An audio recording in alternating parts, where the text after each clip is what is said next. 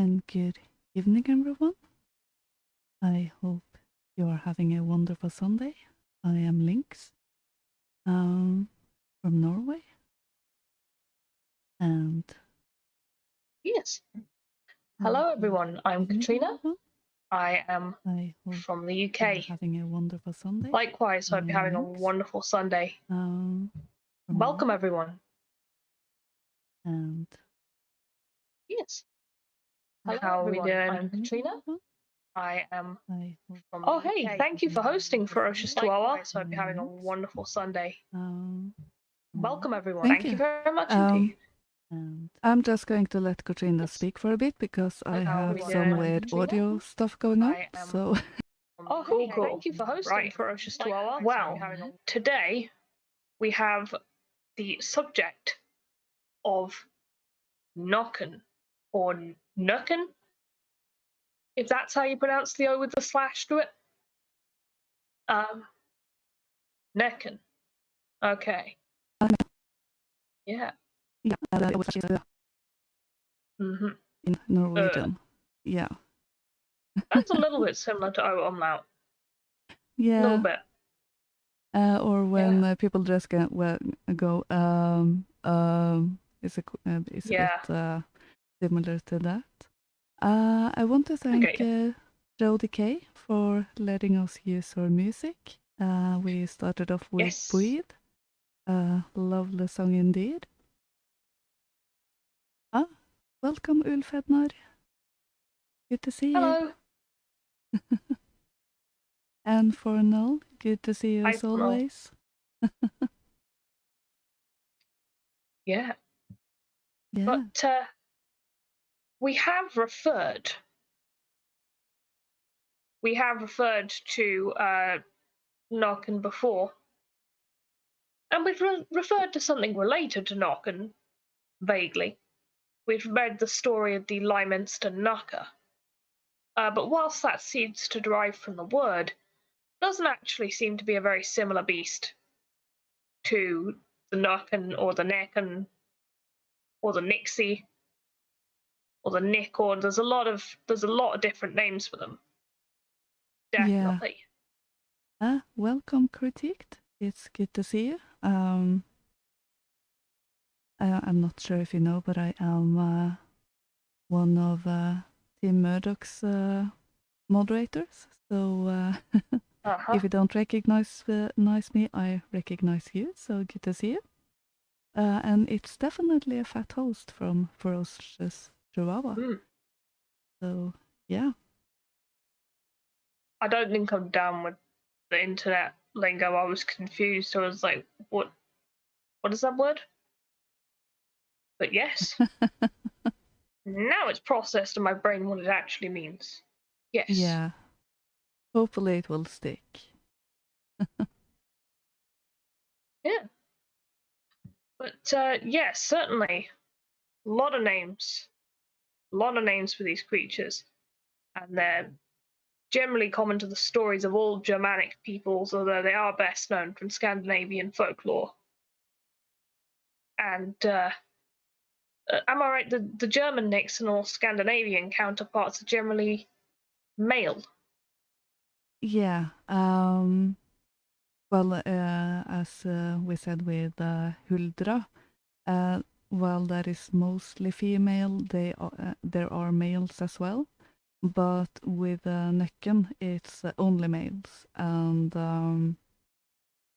it is a spirit of rivers and lakes and waterfalls. In Denmark, it's also the ocean because they don't really have many rivers in Denmark. So then it's also considered with the ocean. But in Norway and Sweden, it's mainly just rivers and lakes. And when they reside in a waterfall in Norway, they are called fossekall. Foss is waterfall, and kall is one name for man. Ah. So it's one of those spirits that has quite a few names going around, and Absolutely. and slight differences as well. So you can be a bit, oh, is this really the same creature or is it something else? But as much of the folklore started to, did we say, die away, it seemed like people didn't really believe in him, and that has led to the conclusion in Norway, at least, in many circles, that it was basically just a warning towards drowning and to get the children to stay away from the water, but I'm not so sure. Yeah. That's a lot of the theory with these kind of things. And certainly having the creature in the ocean, well, that relates to one story tonight. That does relate to the sort of the Orcadian, I think is the correct word, version of the beast, so the version of it from Orkney. Yeah. Scotland.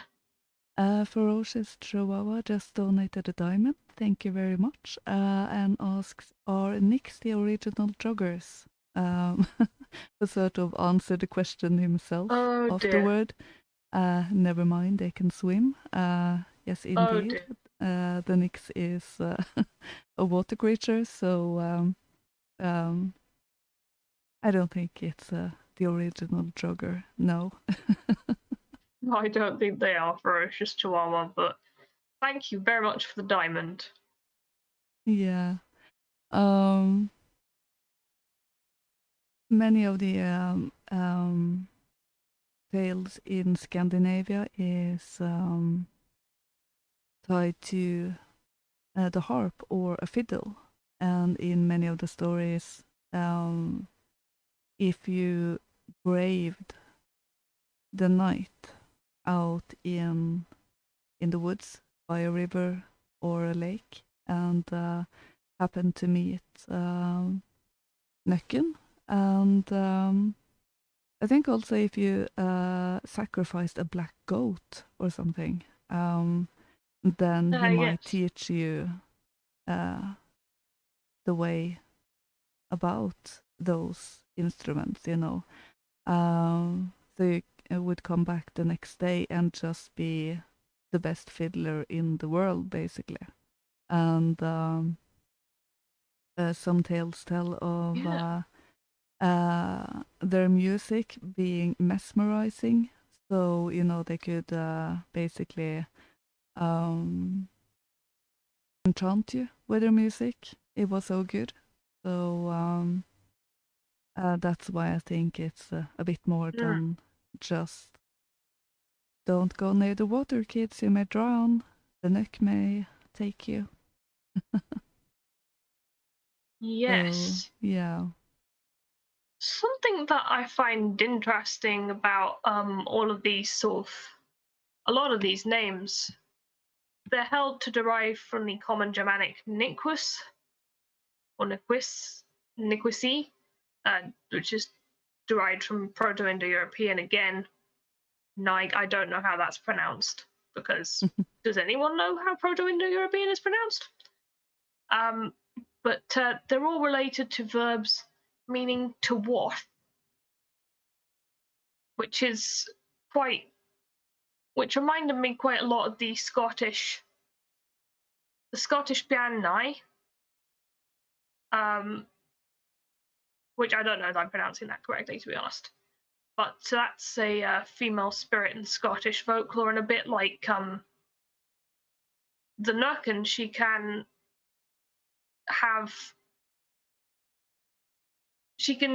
foretell that you're about to die, for one, but she can also, if you approach her in the right manner, she can teach you certain things like knowledge of life after death, and also grant you wishes and stuff. So some other related spirits have this sort of teaching element to them, definitely. Yeah. Um, and apparently Nøkken was also a shapeshifter. He could turn himself into a horse. He had the most beautiful tail of all things.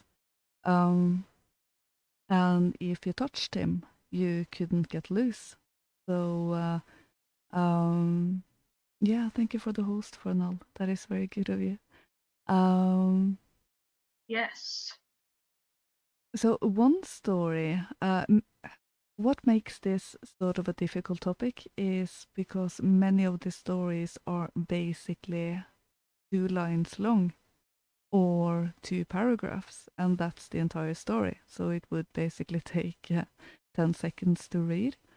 Yeah, basically. Yeah.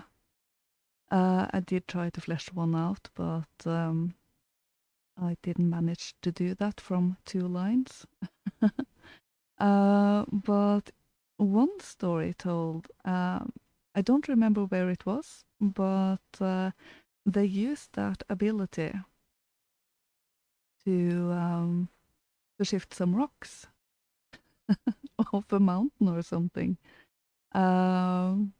where they somehow managed to get the Nick's horse to touch a rock, which then stuck to it, and it ran down to the water with the with the rock. Oh, that's a useful way to use them. Yeah. Kelpies are exactly the same. Kelpies are known for the same sticky thing. Mm-hmm. That you sit on them. I mean, I don't exactly know why people go up to a bridled horse standing near a lake and just think, I'm going to sit on that. But they do. And the Kelpie drags people down into the water because they Yeah. cannot get off. Well, I can see why they would go up to that horse in a period where a horse was very valuable. It's true, they're trying to steal a And the horse, main, yeah, and the main transportation for people outside using their legs. I would definitely have gone up to a lone horse and check on it and see if the owner was anywhere near, perhaps after a fall or something.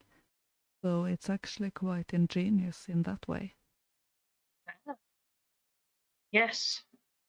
Kelpies are.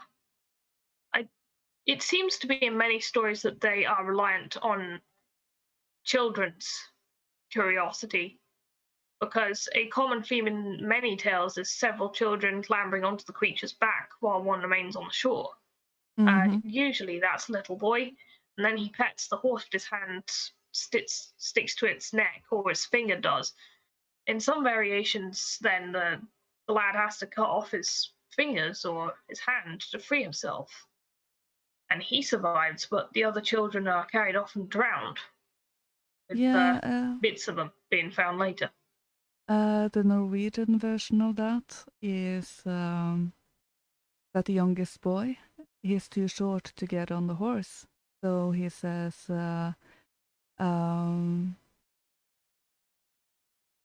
something like, oh, neck me up, neck me up. And the horse runs to the water because it will run if you say its name, hence the neck. Or in Oh, Norwegian, nøkk. Nøkk me up. Nøkk is also a form to say lift me up. So he wasn't really yes. naming Nøkken, but it's the same word.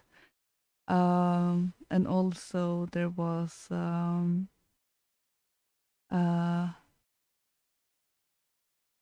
verse, you could say, if you were on the water. Of course, I don't have that in front of me right now, but it was something like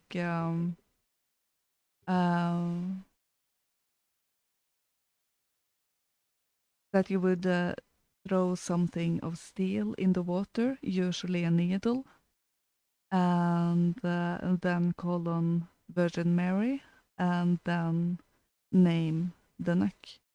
And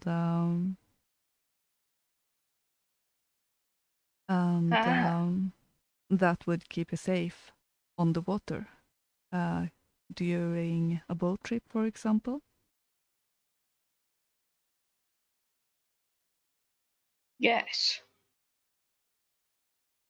No, it's interesting because this name thing definitely in the English and Celtic iterations of these tales, it doesn't seem to be happening that anyone's naming them. But that is interesting. I do think there's other examples in folklore of things going away when you name them. Yeah. Definitely, I feel like that's a trope. I can't remember anything off the top of my head, but I know I have heard of it before. Yeah, it's the sort of thing that tends to pop up quite regularly. So, the dark creatures, they definitely don't want to be named. There's also plenty of stories of boys meeting Nøkken, and he is usually then playing his fiddle, sitting on the water or on the edge of the water. And the boys aren't lured to him or anything. Instead, they taunt him and say that he can never have salvation. He will never get to heaven. And that makes Nøkken cry and lament, because ultimately he wants salvation. And when usually in those stories, one of the boys' father is a priest, and when they tell him what had happened, then they are scolded, because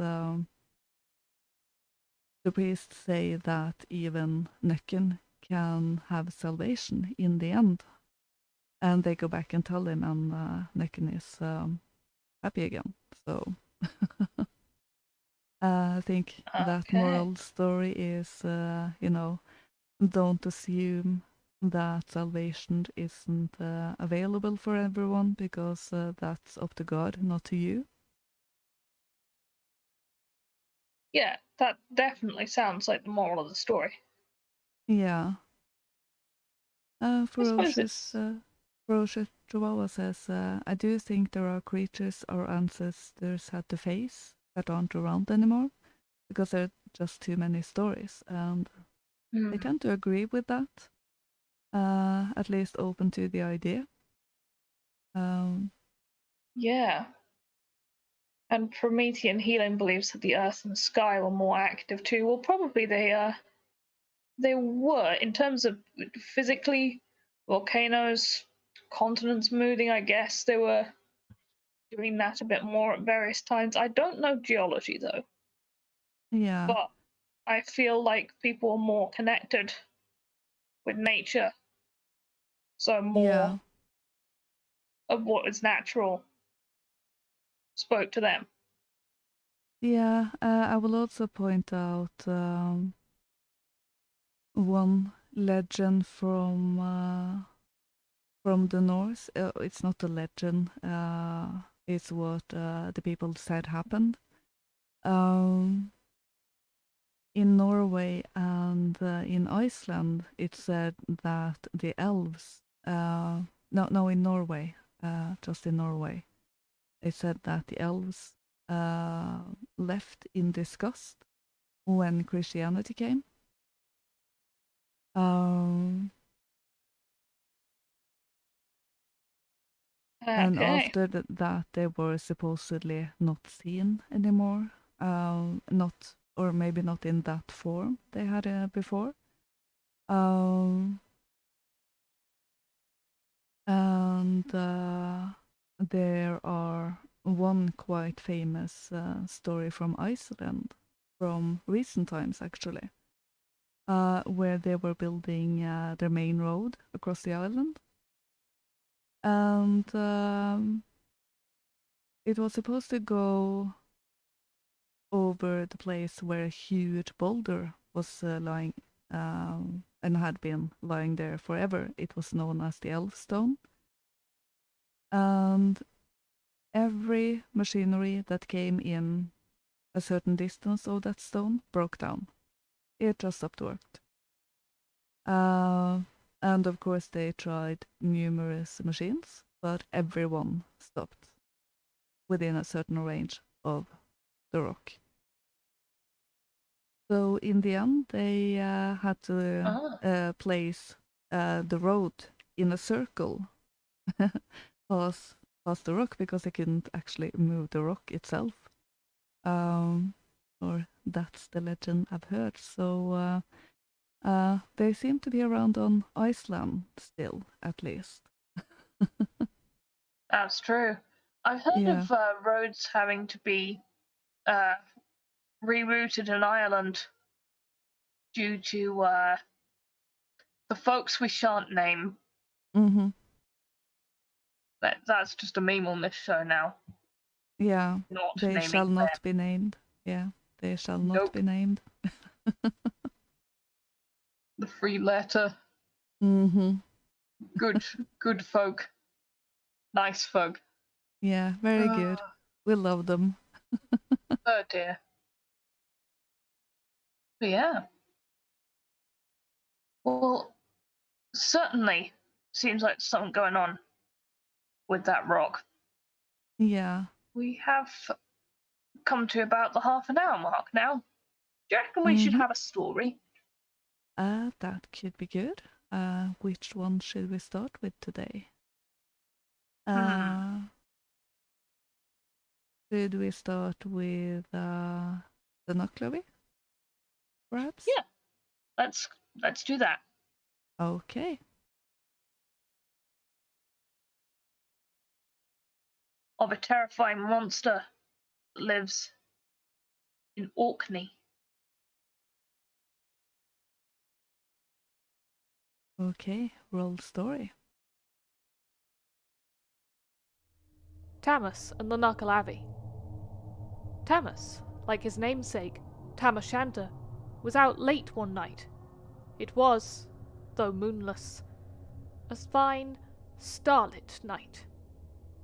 Tamas's road lay close by the seashore, and as he entered a part of the road that was hemmed in on one side by the sea, and on the other by a deep, freshwater loch, he saw some huge object in front of and moving towards him. What was he to do? He was sure it was no earthly thing that was steadily coming towards him. He could not go to either side, and to turn his back to an evil thing he had heard was the most dangerous position of all. So Tammy said to himself, "The Lord be about me, and take care of me, as I am out on no evil intent this night." Tammy was always regarded as rough and foolhardy. Anyway, he determined, as the best of two evils, to face the foe, and so walked resolutely, yet slowly forward. He soon discovered to his horror that the gruesome creature approaching him was none other than the dreaded Nøkken, the most cruel and malignant of all uncanny beings that trouble mankind. The lower part of this terrible monster, as seen by Tammy, was like a great horse, with flappers like fins about his legs, with a mouth as wide as whales, from which came breath like steam from a brewing kettle. He had but one eye, and that as red as fire. On him sat, or rather seemed to grow from his back, a huge man with no legs, and arms that reached nearly to the ground. His head was as big as Clew of Simmons, and this huge head kept rolling from one shoulder to the other, as if it meant to tumble off. But what, to Tammy, appeared most horrible of all, was that the monster was skinless. This utter want of skin adding much, to the terrific appearance of the creature's naked body, the whole surface of it showing only red, raw flesh, in which Tammy saw blood, black as tar, running through yellow veins and great white sinews, thick as horse tethers, twisting, stretching, and contracting as the monster moved. Tammy went slowly on in mortal terror, his hair on end, a cold sensation like a film of ice between his scalp and his skull, and a cold sweat bursting from every pore. But he knew it was useless to flee, and he said if he had to die, he would rather see who killed him than die with his back to the foe. In all his terror, Tammy remembered what he had heard of the Knuckleavi's dislike of fresh water, and therefore took that side of the road nearest to the loch. The awful moment came when the lower head of the monster got abreast of Tammy. The mouth of the monster yawned like a bottomless pit. Tammy found its hot breath like fire on his face. The long arms were stretched out to seize the unhappy man.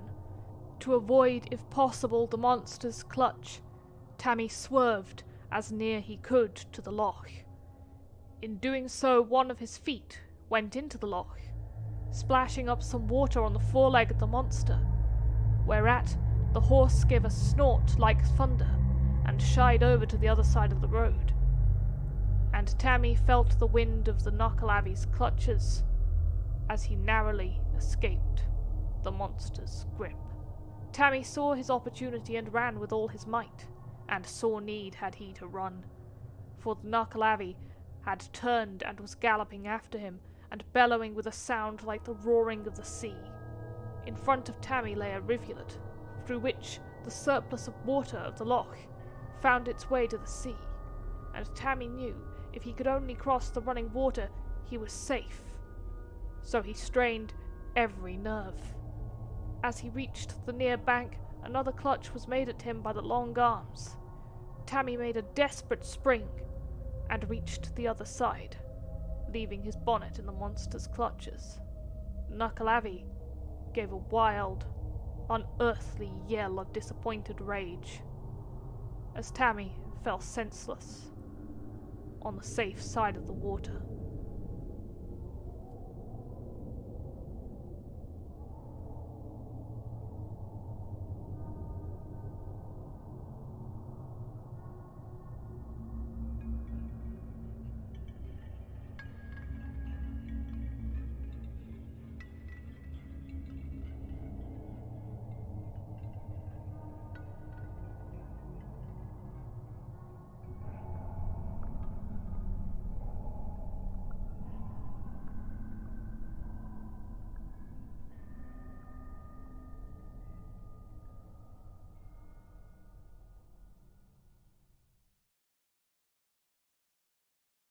So I would say that is quite classical of the dangers of Nøkken and the water.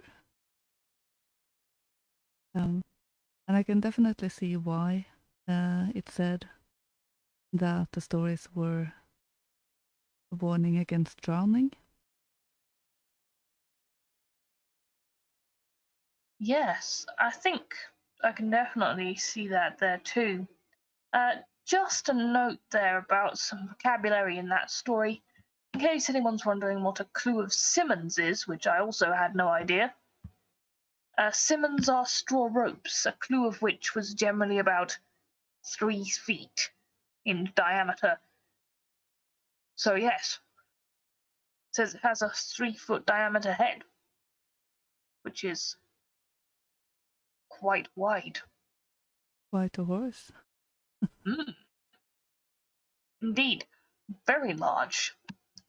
Now, that was an account as recorded by Walter Trail Dennison, and an islander called Tamas claimed to have had survived a confrontation with the beast after most, a lot of cajoling from Dennison, he really wasn't keen on telling this story, gave his description of the monster, and that is the only known first-hand account of the Narkalavi. Walter Trail Dennison was one of the people who transcribed a lot of information available about traditional tales told on Orkney, but to an extent, it is said, romanticized and altered certain elements of the stories to put them into prose. So that is who he sort of was. And the Narkalavi, we have mentioned him before, actually.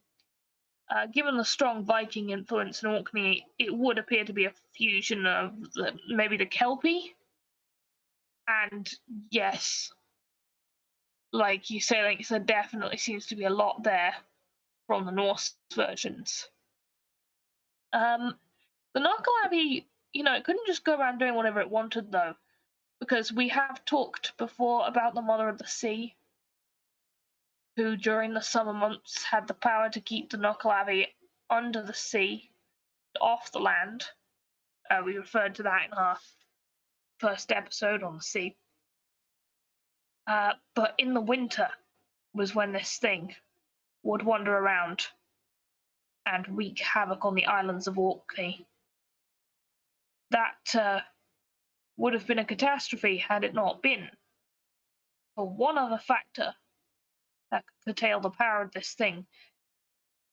The Narkalavi really hates rain, of which there's obviously quite a plentiful supply in Orkney during the winter. It being right in the middle of the sea, doesn't really get snow. And an inability to wade through fresh flowing water, which is hard to say. But yes, the key to escape is indeed to get to a freshwater loch or river. Now, this creature was supposed to have poison breath that caused livestock to die and crops to fail, and he was also considered very responsible for epidemics of drought. And he was said to be particularly infuriated by the smell of burning seaweed to produce kelp. That's a method that was used in Orkney from the early 18th century and with increasing frequency until the early 19th. And the ash produced was rich in potash, soda, and that's what they had to use to make glass and soap. But the Narkalavi hated it, and the smell of the smoke drove him into an absolutely uncontrolled rage. And in revenge, he inflicted all the horses with a deadly disease known as mortasheen.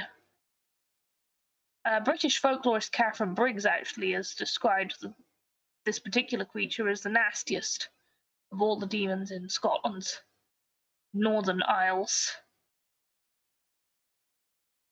So yes, quite a piece of work. No form has actually ever been given for what it looks like in the sea. Nobody knows what it looks like in the sea, or if it looks any different. Well, One might imagine it does. I suppose it would be a bit hard to tell if no one has seen him on the water. Except those he takes, of course. I do find it a bit ironic that he hates rain. It is water. Yes, that's true. No, it's very weird that the thing that disturbs me the most about the Narkalavi is this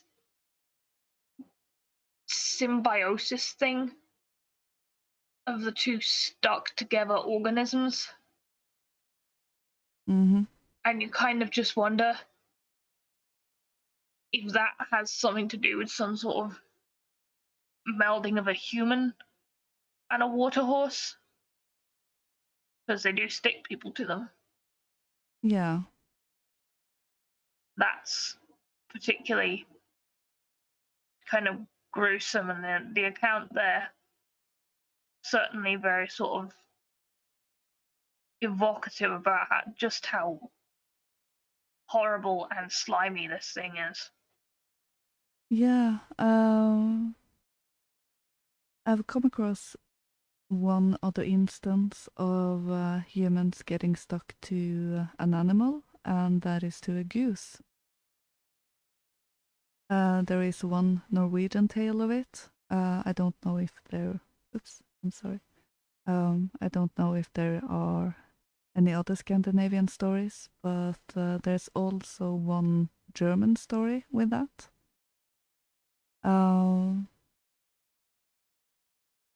I don't specifically remember much about the German one. In the Norwegian one, it's sort of a comical relief, where the hero of the story is the one who makes a princess laugh, and by doing that, he wins her and half the kingdom. So, but what is interesting in that is that it wasn't just the goose that had people sticking to it. Anyone who touched the person sticking to the goose would stick to that person, and so on and so forth. So anyone who touched that chain will become part of the chain. Oh dear. Yeah, but then great. You have to say a rhyme for it to work. So, if you see a goose and hear this rhyme, I'm sure I will cover it in another episode. Then, don't touch the goose. So everyone just sort of ends up in a goose conga? Yeah, basically. Interesting. Yeah. I feel they've already made the goose game. What if they made a sequel and added this feature? And what is the goose game? Oh, the goose game is a game where you play a goose, and you have to run around creating havoc for people because you're a goose. Okay. And geese just want to watch the world burn. Yeah. Generally speaking. I've always found them very beautiful, and then I've seen all of these videos of them over the last few years, and they're not very nice. There are some geese on a beach where I live, and a few weeks back I was taking a walk along that beach, and there was this couple, geese couple, and I carefully went beside them, and right there the path is quite narrow with water on one side and a fence on the other, so it's not really anything you can escape. And when I had come a few paces past them, I could hear one of them hissing at me, and I just turned and kept my eye on them as I continued to walk, because I didn't want to be attacked by them. I think everyone's been attacked by a goose. I haven't. I didn't know they did that until fairly recently.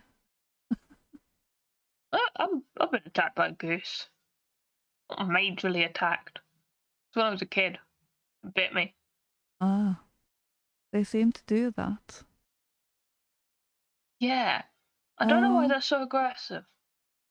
They are very territorial and protective of their mates and, their flock. So that is why they are not very nice, though beautiful. Fronol has donated a diamond. Great story and love the ambient background sound. So that was very well done. Oh, thank you very much.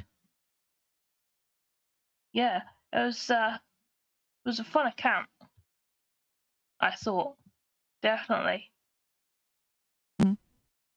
But yeah, I might have to look at more stuff from Walter Trail Dennison, because I have heard that name around before. definitely do think he's well known in folk tales. Most certainly. I think Sir Walter Scott will probably crop up as well. Yeah, there are At certain some names point. that tend to come up.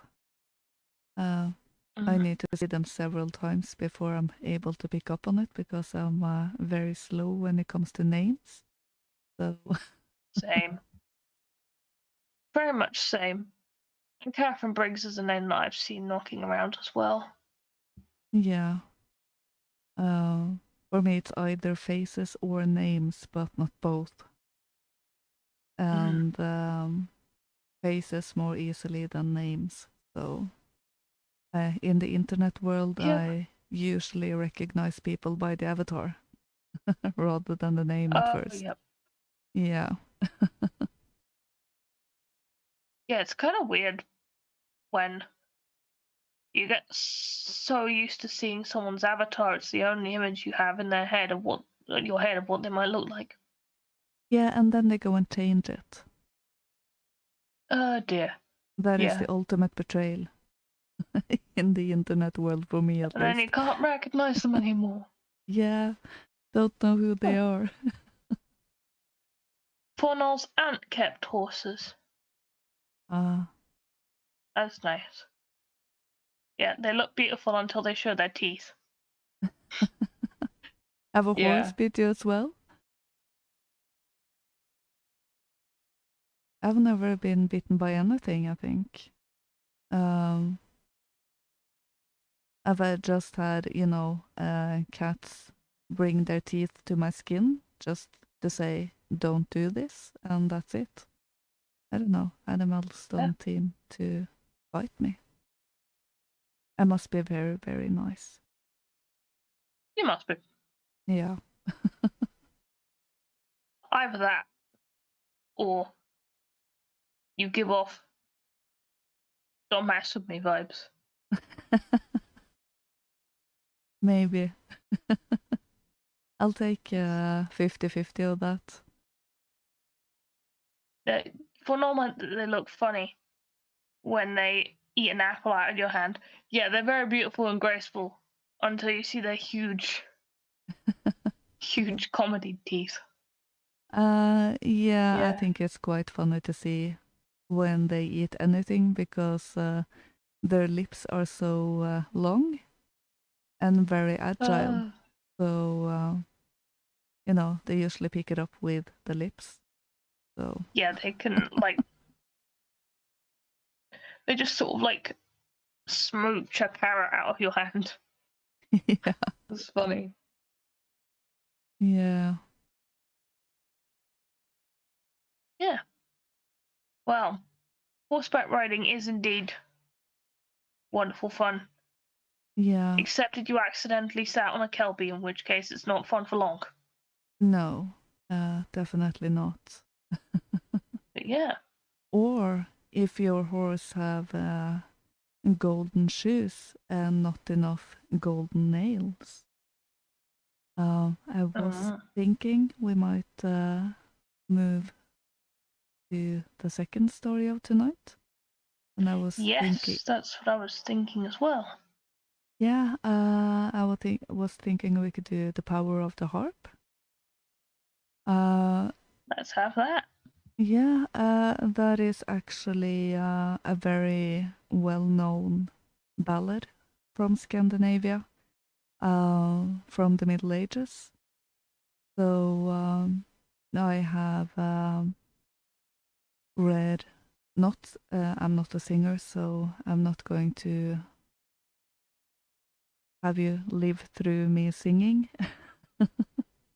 But I did read them. I took two versions, a Swedish version first, and then a Danish version. So I hope you will enjoy. The power of the harp. Little Kerstin, she wept in her bower all day. Sir Peter in his courtyard is playing so gay. My heart's on there, tell me wherefore you grieve. Grieve you for saddle, or grieve you for steed, or grieve you for that I have you wed? And grieve do I not for saddle or for steed, and grieve do I not for that I have you wed? Much more do I grieve for my fair gold hair, which in the blue waves shall be stained today. Much more do I grieve for Ringfalla flood, in which have been drowned my 2 sisters proud. It was laid out for me in my infancy, that my wedding day should prove heavy to me. And I shall make them the horse-round shoe, he shall not stumble on his 4 gold shoes. 12 of my courtiers shall before thee ride, 12 of my courtiers upon each side.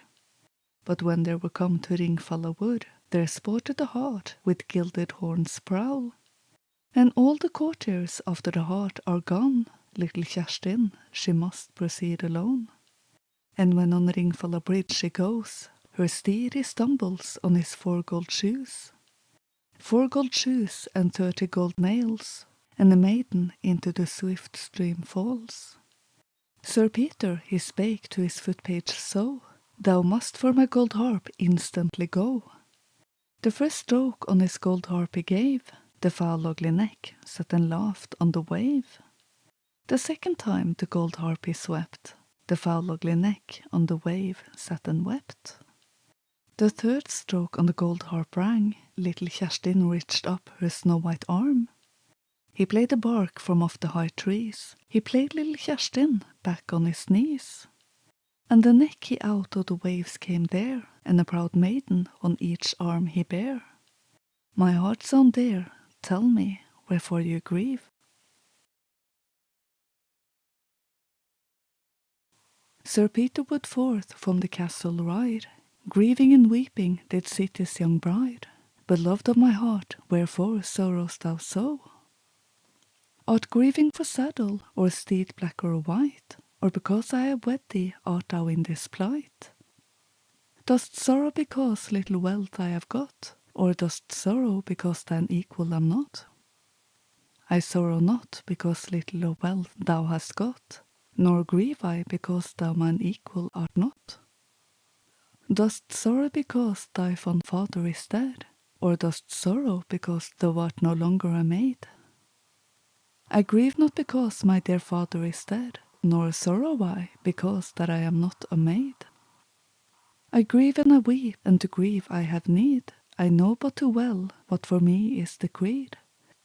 For the bridge, the broad bridge, I sorrow much more, for oh, my 5 sisters together fell over. I think of the stream, and I sorrow much more, my sisters sank in it, and never rose more.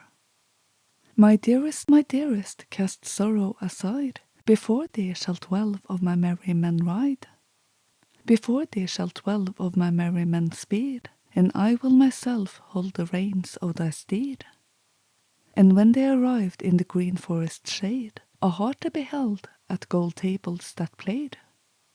All stopped at the strange brown hart to take heed, and allowed the young bride by herself to proceed. And as the broad bridge she went galloping over, stumbled her steed on his golden shoes 4. Golden shoes 4, each with golden nails 3, and the bride was cast into the boiling sea. Sir Peter returned at her terrified cry, but the bride she had sunk neath the waters high. He called to his men as their hands they wring, bring quickly my harp with the golden string. Sir Peter began with such sweetness to play, that the birds all sang as they sat on the spray. The merman rose from the depth of the sea, and the fair young bride by the hand led he. Sir Peter, thy playing give over, thy beautiful bride to thy arms I restore. For my bonny bride only I will not give over, her 5 sister also thou must restore. Anew can Sir Peter so sweetly to play, that the birds came down from the seats on the spray. The merman arose from the depth of the sea, 5 pretty maids by the hand led he. Sir Peter, thy playing give over, for in truth I have now no maidens more. from her anguish is now the lady free. In the arm of Sir Peter each night sleeps she. Beloved of my heart, wherefore sorrowest thou so?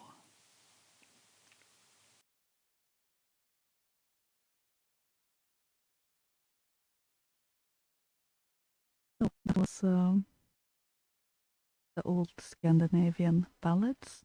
I will try to find some links to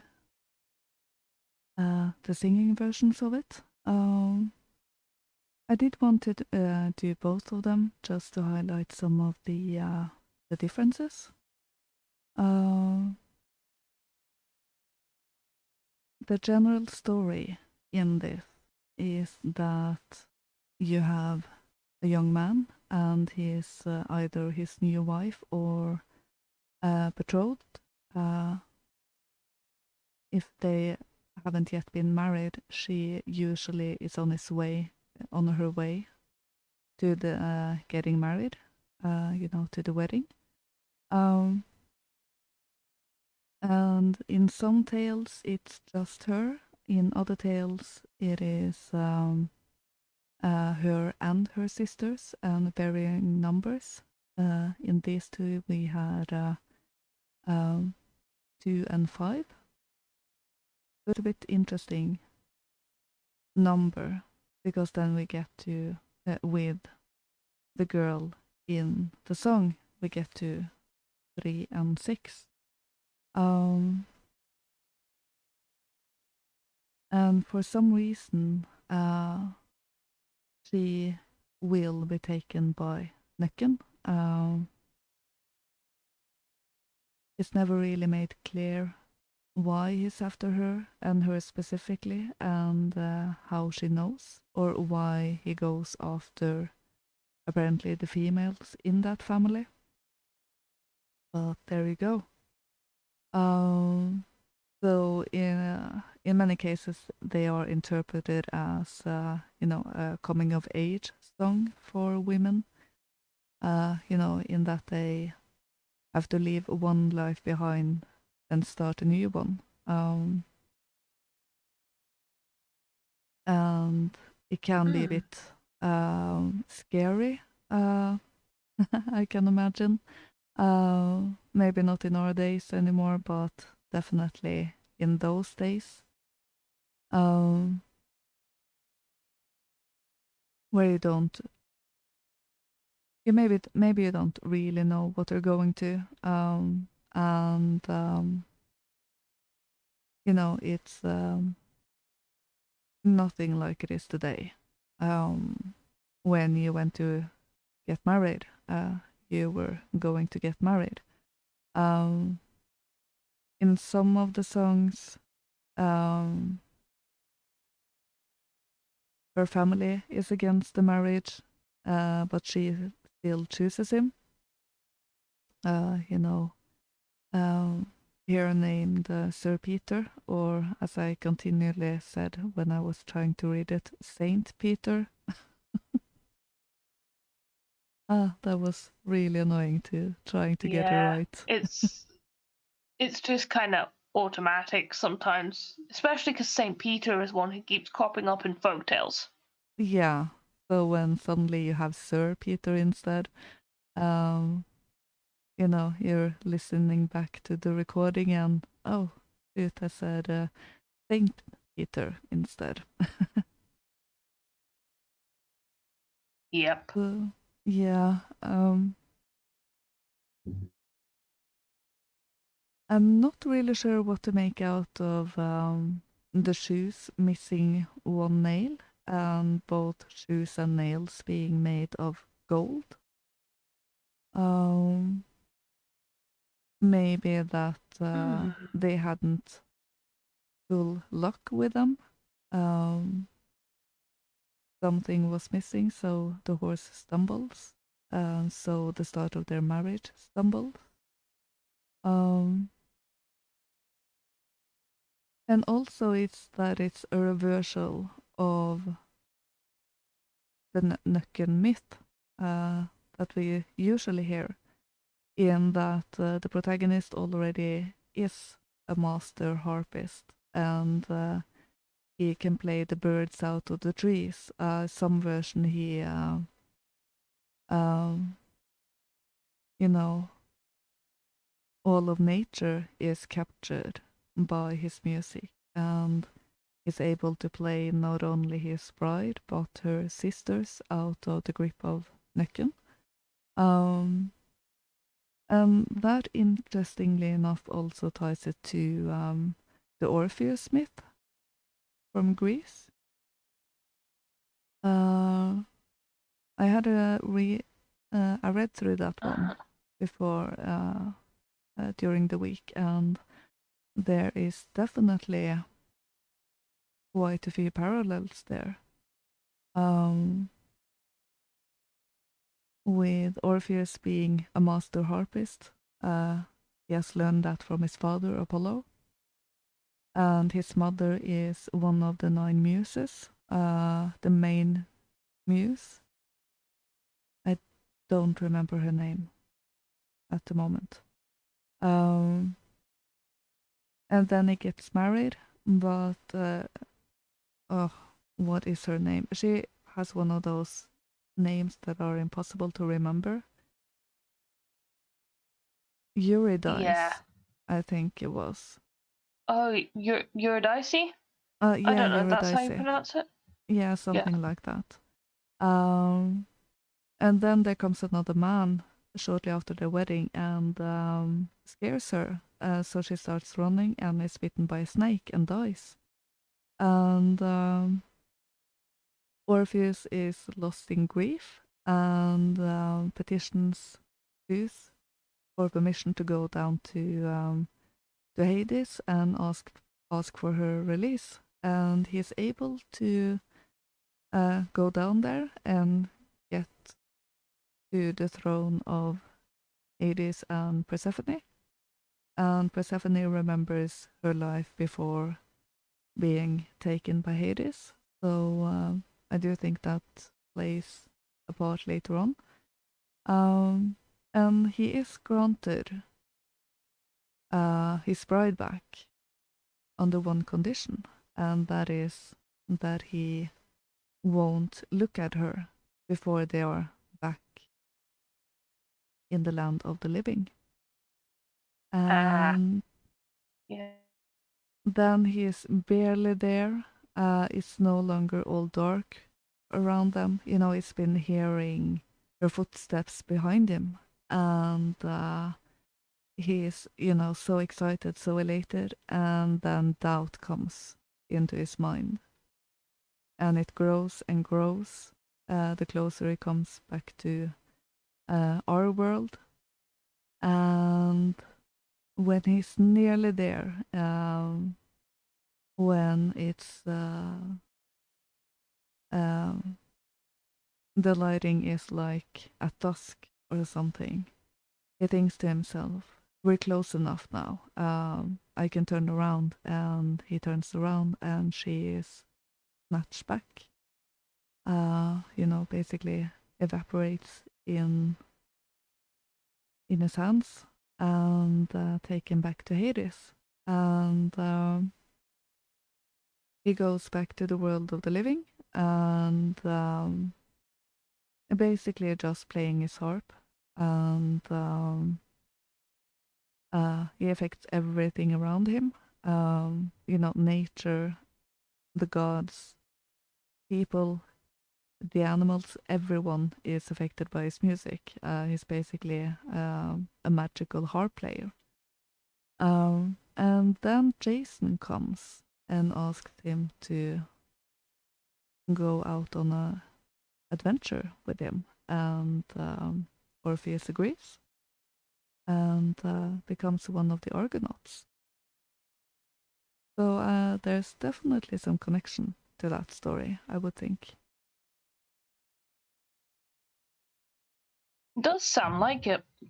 I mean, yeah, just sort of thinking about the morals of that story. I don't know. It sounds a lot like the concept that the real world causes doubt and illusion, itself, as in it is illusory, in a sense. It's not connected to a higher truth. Yeah. I would also say it cautions a bit about getting lost in grief. And not trusting in the person that you're committed to on a basic level, because he did not trust him.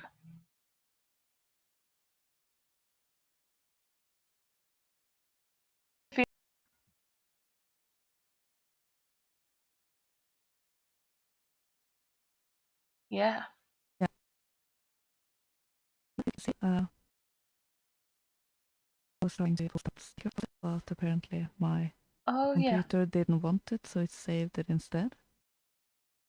So I suppose that will be my replacement. Cute. Yeah, I suppose that should, at least for now, be my replacement for my dancing Iranian woman, who I sorely miss. Yeah. I don't know why she got taken down. Neither do I. Might be because her end was rather tragic or something. I don't know. It was my favorite sticker. I just found her so funny, and she was always slightly out of sync with any music that was playing. So it kind of became a bit funny. Yeah. Torment musicians. Mm-hmm. Yes. So yeah, the power of the harp is found in Denmark, Sweden, Norway, and Iceland under slightly different names, but basically the story is the same. With either a newlywed couple or a maid going to her wedding, and she knows beforehand that she will be taken into the water. So she is crying, and her fiance or new husband promise to keep her safe, and is then lured away, often by an animal in the woods. And she falls in, and the protagonist has to play her back, so to speak. So it's definitely an interesting one, and there are loads of variations that is saved. Not necessarily the musical annotations, but the text. There are actually some recordings from the 1900s. No, 1800s or something. Very early, very early. I think I saw that. So some of the music is still there. I didn't listen to it, so it would be indeed good to hear the musical versions. Yeah, there are a few versions of the Norwegian song around YouTube. One version of it was... I haven't had time to find another version of that text from a quote-unquote official source, to tie it back to the old days. But the refrain keeps saying that Gaute, which is usually the name in Norway for Sir Peter, that he wants to gain the runes, which is very interesting. I would say so indeed. Yes. Yeah. Gain the runes. Yeah. And it also keeps mentioning leaves of linden trees, I think it was. It was one specific tree that I haven't really connected that closely to Odin before. I think it was linden trees. Yes.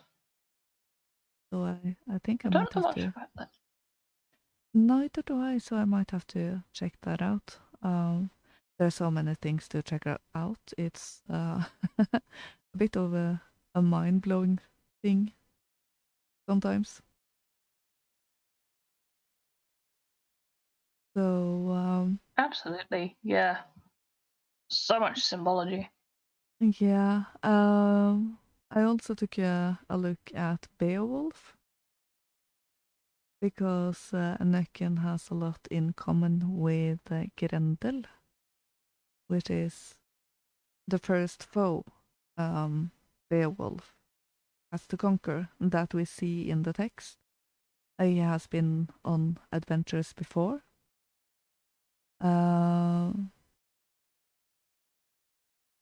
He does tell of a tale where he had to fight monsters at sea. Off the top of my head, I can't remember if he called them Nickies or something. But in I think that, the word mentioned in Beowulf was Nickor. yeah, I think it N-I-C-O-R, was. yeah. Yeah, so that is definitely close to Nøkken. And the description of Grendel is in Old English gas, which of course leads the mind and many translations to guest, being a guest somewhere. Indeed, yes. The Old English is have an a, so then it goes gast. But it's also the root for ghost. So it's an evil spirit. And the poem goes on to say that God punished the line of Cain after he murdered Abel, and from him came the elves and trolls and all of those creatures, and including Grendel. And Grendel lives in watery, marshy area. So, and then it goes to that hall of Hrothgar and starts to kill his men and take them back with them and eat them and everything. So it's definitely quite a few similarities to Nøkken, I would say. Absolutely, there are quite a few there, yes. Yeah. It's a little bit difficult, I guess, to accept Beowulf. I did try, but Yeah. My conclusion last night was that Grendel came to a worthy death. Very woody. Yeah. Now I'm wondering how one comes to a wordy death. When someone talks about it later with many, many words. So many words. Yeah, well, they're supposed to set the scene and everything. And it would be a bit of a boring story if, Hrothgar became a champion and people gathered around him and he built a bear hall and or a mead hall, the greatest anyone had ever seen. And then Grendel came along and started to kill his people and terrorized them for 12 years. And then Beowulf showed up and said he wanted to help out and ripped Grendel's arm off and he died. And Beowulf lived. you know, that's basically the short version, but quite boring. So, you know. Hold up. Mead hole? Hmm? What did you say at the start? Mead hall? Yes, A mead hall to hall. drink. Hall to drink Yeah. mead. Yeah. Okay. Yeah, he built a large hall for drinking mead. I thought Very you said large. hole for a second. First I said bear hall, but I said I lay that on pooch. Yes. Yeah. No beer Yeah. back in those days. Only mead. Yeah. So hence I amended it to mead. So yeah. My main conclusion after trying to shorten Beowulf is that it will take a lot of work, a bit more than I had time to, and most importantly, the story definitely deserves to be told right, and I wasn't able to do that. Yes. So I will record that properly. It will take a bit of time, but I will do it. Looking forward to it. And of course we could discuss Beowulf one day. Yeah. So we know some people who would be good with the Old English. Yeah. It would probably be a separate video. Maybe just to be released because the story is 3 hours long. So to do it on a stream, then I would probably cut it in 3 parts, roughly around an hour each, and also have the full version up. So we'll see. Yeah. But I'm not going to read it live on air, that's for sure. No, that wouldn't be feasible. No. That would not be feasible. So yeah, we still have another story tonight, and that is about an English version of this beast, which is called the brag. And this is a number of accounts from Durham. And a number of legends from several places, I think about 3. And we shall get into that. Yeah, let's roll the story. Legends and Superstitions of the County of Durham by William Brocky. The Picktree Brag. The Picktree Brag was a mischievous goblin, the existence of which was once firmly believed in by many of the inhabitants of the parish of Chester Street. Sir Cuthbert Sharp, in his Bishopric Garland, gives a long account of this singular being, verbatim from the deposition of an old woman of respectable appearance, of about 90 years of age, living near the spot, and who, he says, was universally referred to as knowing most about it. The worthy old dame said, "I never saw the brag very distinctly, but I frequently heard it. It sometimes appeared like a calf, with a white handkerchief around its neck, and a bushy tail. It came also like a galloway, but more often like a coach horse, and went trotting along the loanen afore folks, setting up a great nicker and a whinny every now and then, and it came frequently like a dick ass, and it always stopped at the pond at the 4 loanen ends and nickered and whinnied. My brother once saw it like 4 men holding up a white sheet. I was then sure that some near relation was going to die, which was true. My husband once saw it in the image of a naked man without a head.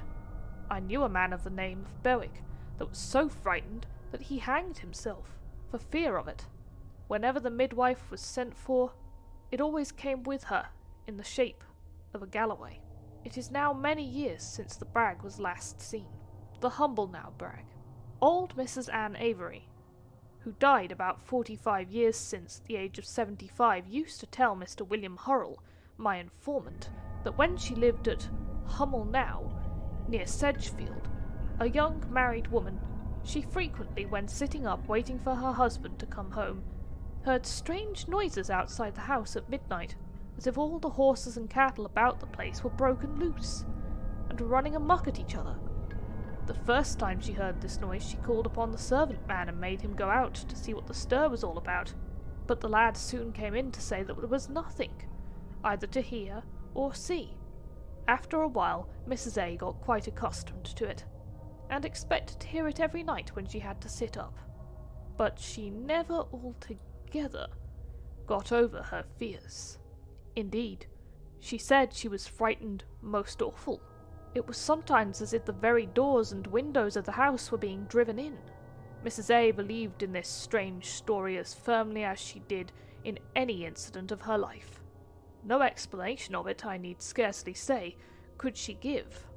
The brag, it may be worthwhile to add, is the Pan, Silenus, or Satyr, of our aboriginal British ancestors, in whose Celtic speech brag signifies a lie, a falsehood, an untruth, and broigach, a deceitful male.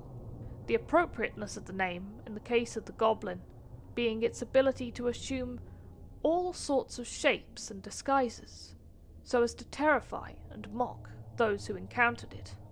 The Hilton Lane Brag.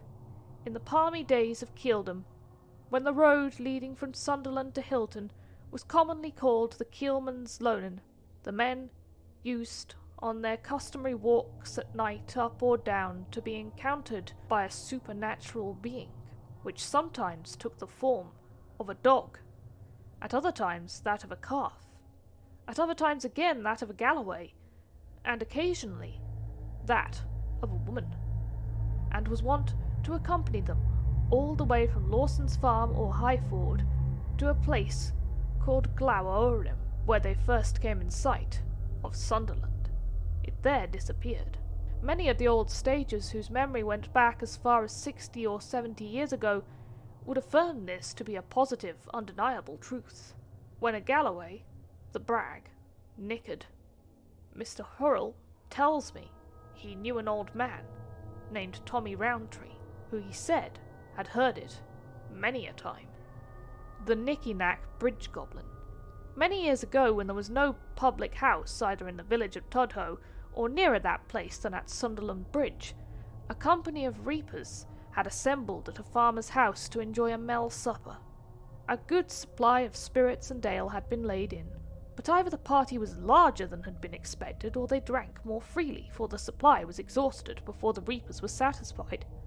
So they agreed to contribute such a small sum, and send one of the company for more. The mission was entrusted to a poor fellow who was defective in intellect, and when he had been absent nearly 3 hours, the distance only being about 1.5 miles, several began to be impatient for his return. At length one of them swore, with a deep oath, he would wrap a sheet around him, and would meet him in the Nicky-Nack field and frighten him. Accordingly he procured a white sheet, drew it around him, and stalked out to meet the poor man. His companions waited long. Hour followed hour, and yet neither the reaper nor the messenger appeared. At last, when their patience was exhausted, and morning began to slowly break, the latter rushed in among them, pale and trembling. When they asked him if he had seen anything, he said, "Yes, I saw a white ghost which came and frightened me much, but I saw a black one behind it. So I cried, 'Black ghost, catch white ghost.' And the white one looked about, and perceiving the black one, screamed out amain, and tried to run away. But Blackie was too swift for him, and after much struggling, he flew away with Whitey altogether. When day dawned, and the peasants ventured forth to seek their companion, they discovered in the field of Nicky-Nack a few fragments of the sheet in which he had been wrapped, but he himself was neither then nor ever afterwards found.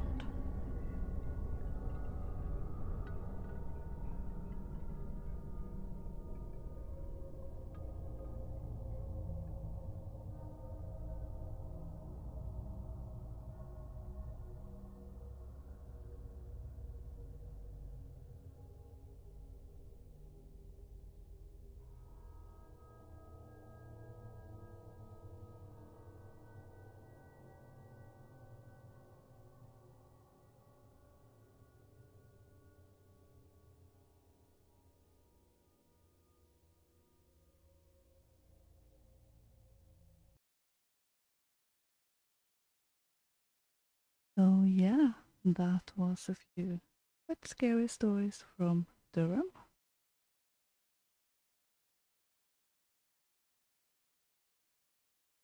And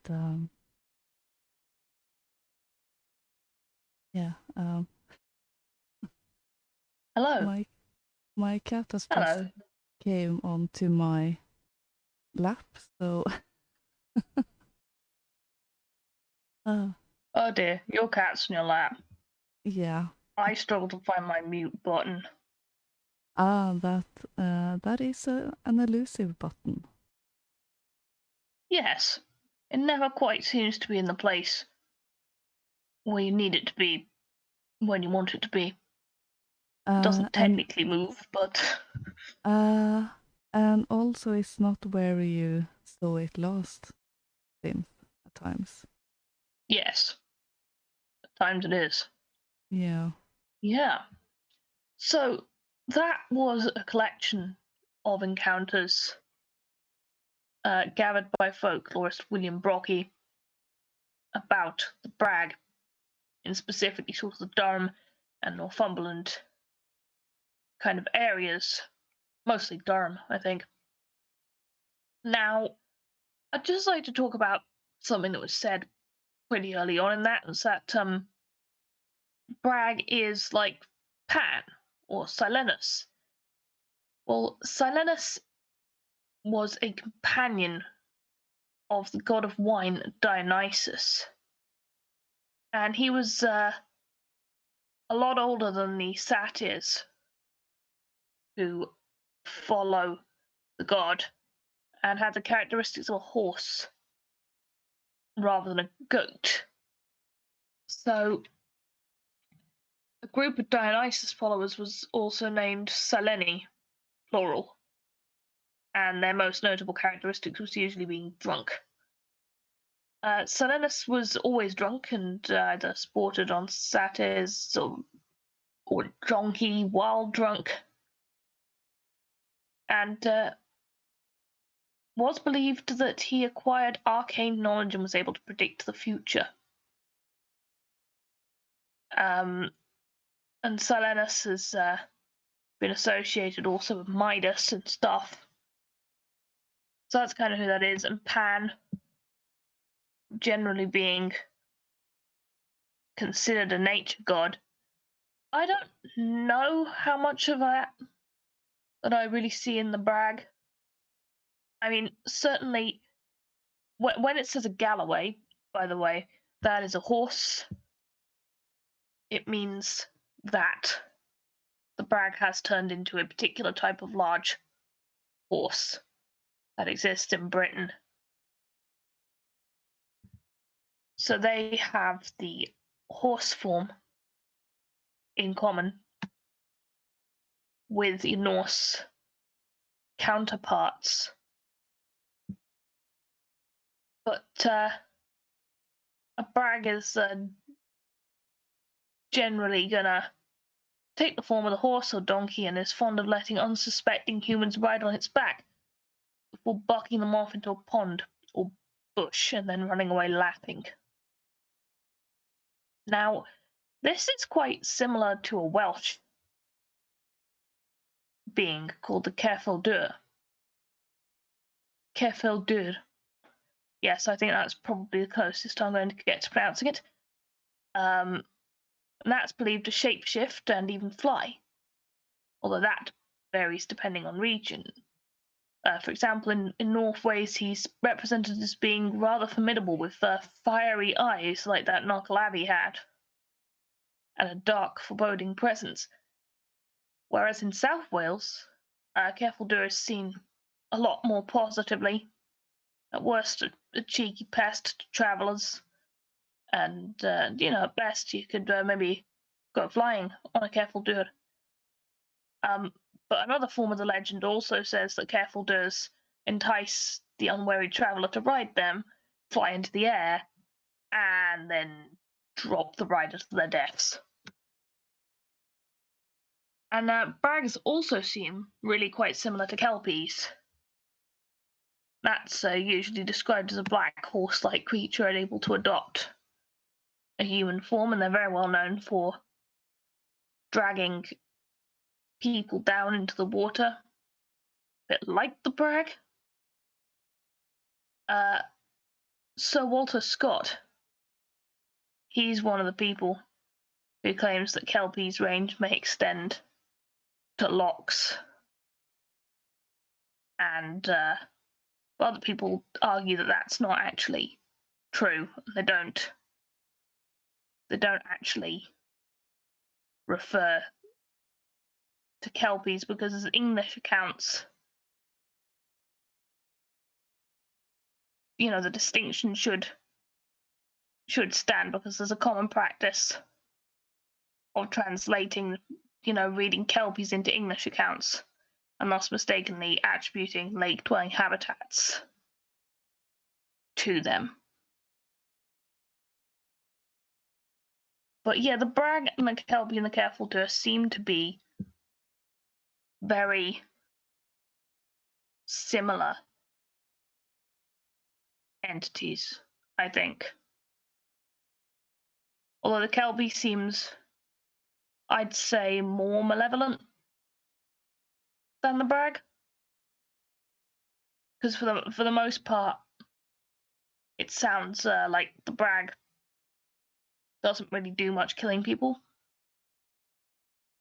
Oh yeah, but the some of the language in that tale was kind of funny to read out. That happens sometimes. But yeah. Maybe an RIP in the chat. For all those people the kelpie drowned, I guess. Maybe.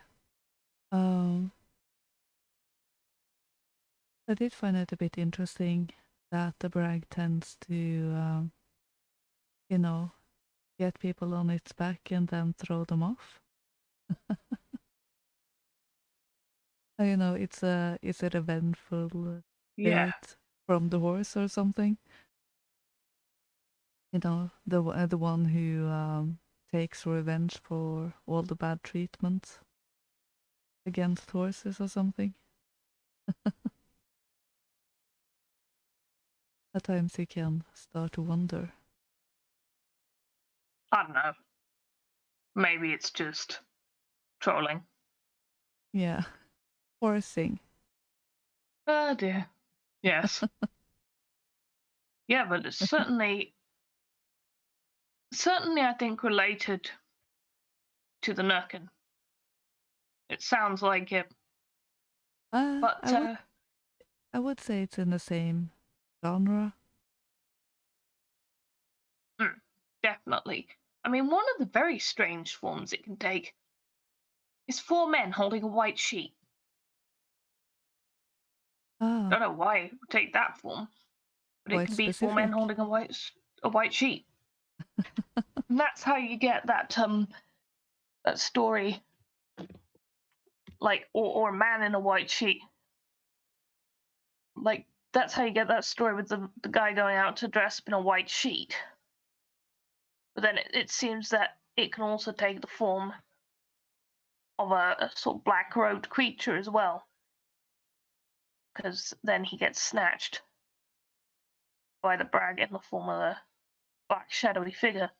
So they really have a lot of forms. Definitely. Yeah. I I think I forgot to mention that earlier when it comes to Nøkken. In some tales, he is portrayed as, really ugly, like in the second song there. But other times he is this gorgeous, gorgeous young man. So he was very known to lure young women and girls. So, it's a bit of a cautionary tale for women there as well. And combined with being a musician, deadly combo. Indeed, yes. Yeah. Warning against pretty men with instruments. Yeah, they tend to be quite dangerous. They do. They definitely do. Yeah. But I've heard a similar tale of a Kelpie becoming a man as well. A very handsome man. Becoming a man to woo a pretty young girl that he was determined to take for his wife. But the girl immediately recognizes the young man as a Kelpie and removes his silver necklace, which is his bridle, while he sleeps. Ah. And then he immediately reverts to his equine form, and the girl takes him home to her father's farm, where he's put to work for a year. At the end of that time, the girl rides the Kelpie to go to a wise man, who tells her to return the silver necklace. And then the wise man asks the Kelpie, who's transformed into the handsome young man again, whether if given the choice, it would choose to be a Kelpie or to be mortal. And the Kelpie says, yeah, mortal, and asks the girl in turn if he were a man, would she agree to be his wife? Ah. Which, apparently, he admires that. He admires her initiative. But there's certainly sort of an association between notions of these things and Satan as well. Kelpies have been referred to in sort of the context of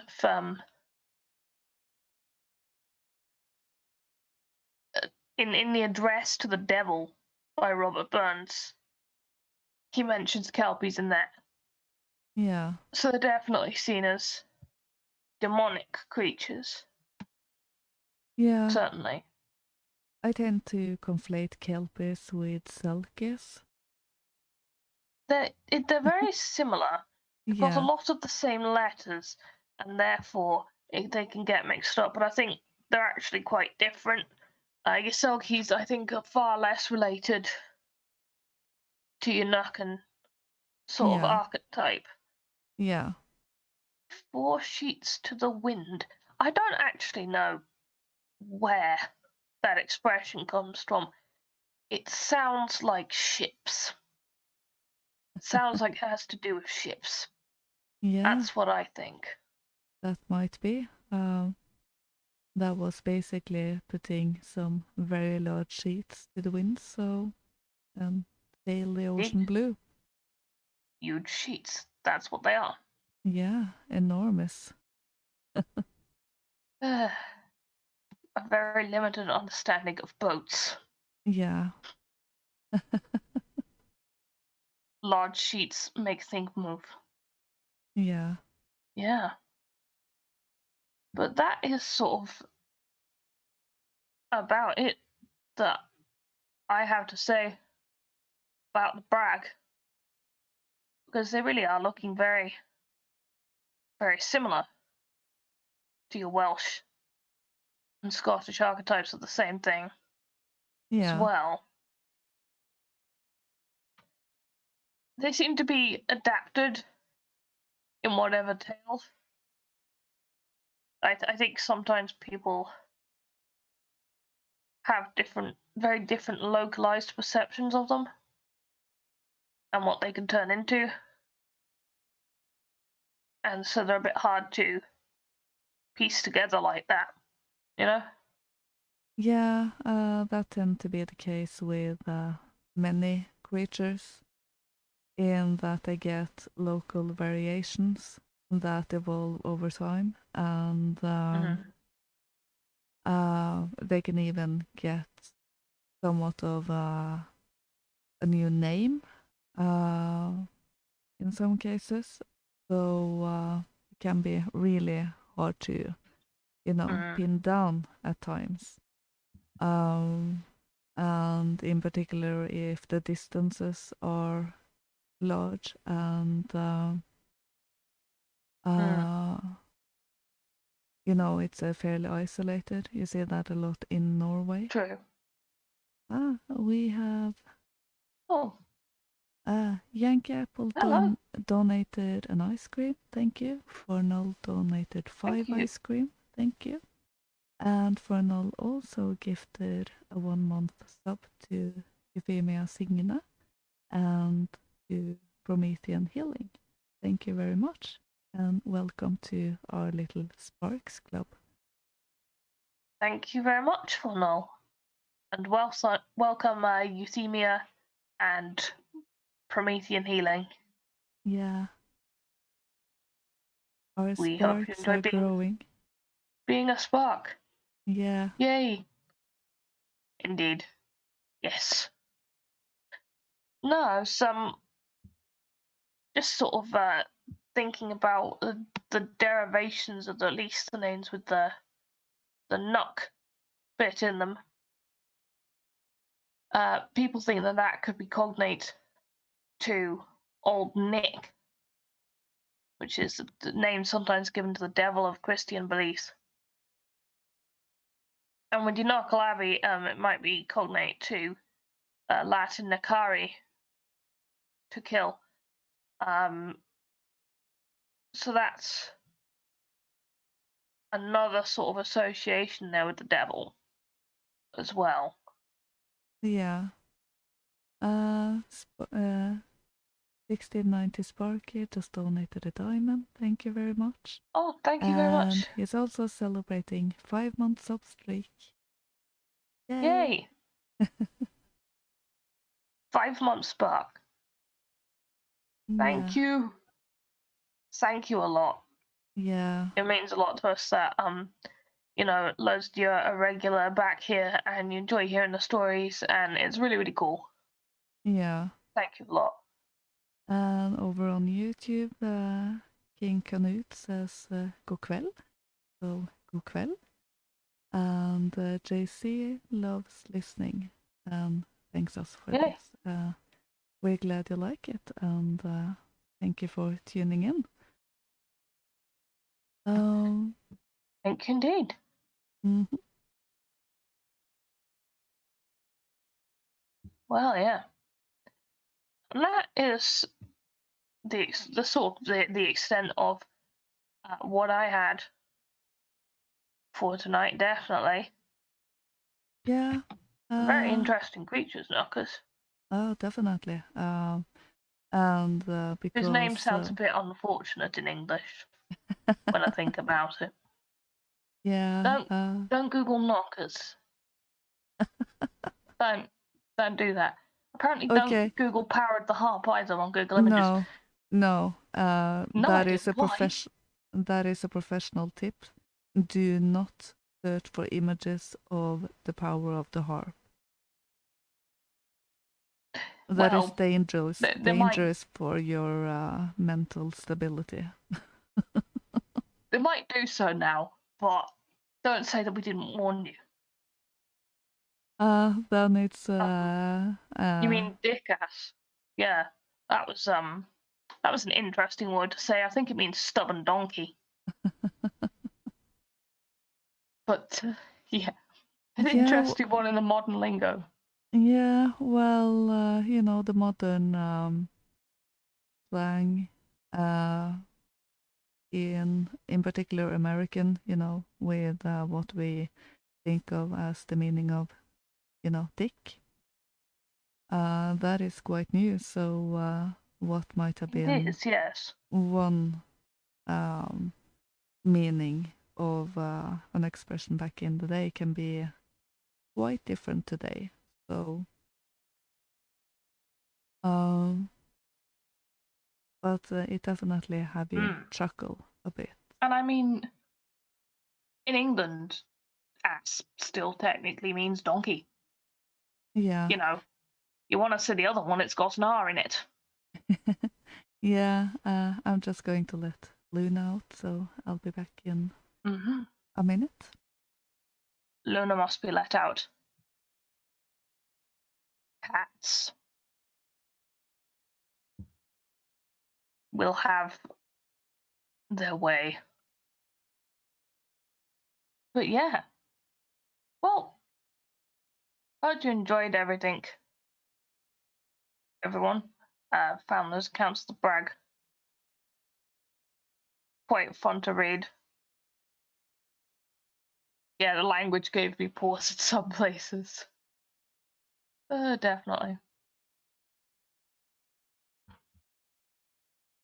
But yeah.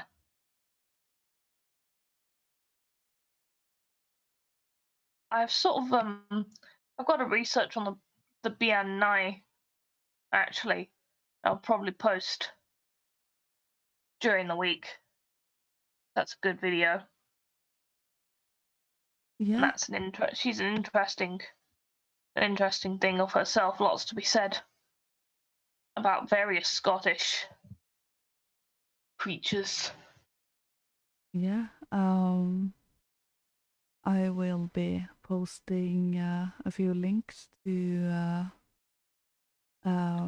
the power of the harp in the original languages. I know of one Norwegian version which is a medieval version of the song. So that was quite nice, actually. Yeah. With the instruments and everything. So let me out, let me in, feed me humans, lol. Yeah. That is how it is with cats. And Luna tends to. It's mostly just with me, but I think that's because I'm number one for her. So if I don't do what she wants, and she is in a catty mood, she starts to do everything she knows she's not allowed to do, which of course has me reacting and doing what she wants to do. So she is a little manipulative little bastard. Oh dear. But she is basically a furry lump of love, so I forgive her. I need to be a bit stronger, I suppose. She's not soft. She knows how to get away. Yeah, but she's not one of those cats who do stuff by, being mean or stuff like that. She does it by being extremely cute or do everything she's not supposed to do. So, start to burrow into things and all of that. But she doesn't do it often. But she does tend to do it when I'm busy, which is typical cat behavior. So.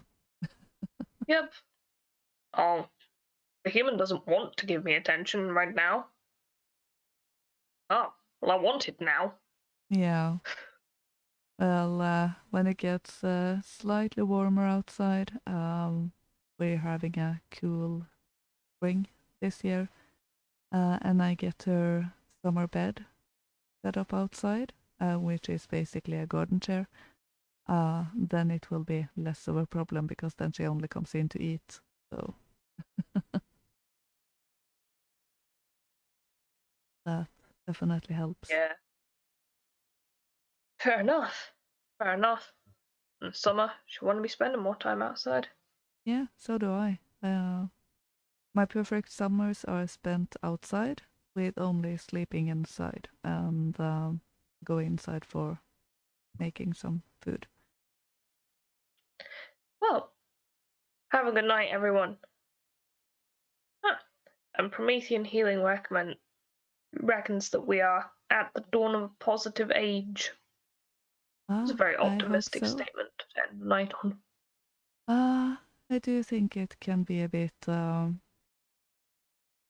dicey in the upcoming times, but I don't think it's lost. I think it will get better, so that was all we had for you tonight. Yes. And King Canute on YouTube says, love the show. Keep up the good work. Thank you. We will. Thanks, Madge. Glad you like the show. Yeah. So yeah, that is all we had for you tonight. And I hope you have a wonderful week and see you again next Sunday. Yeah. Well, see you all next Sunday. Okay. Good night, everyone. Good night. Goodbye.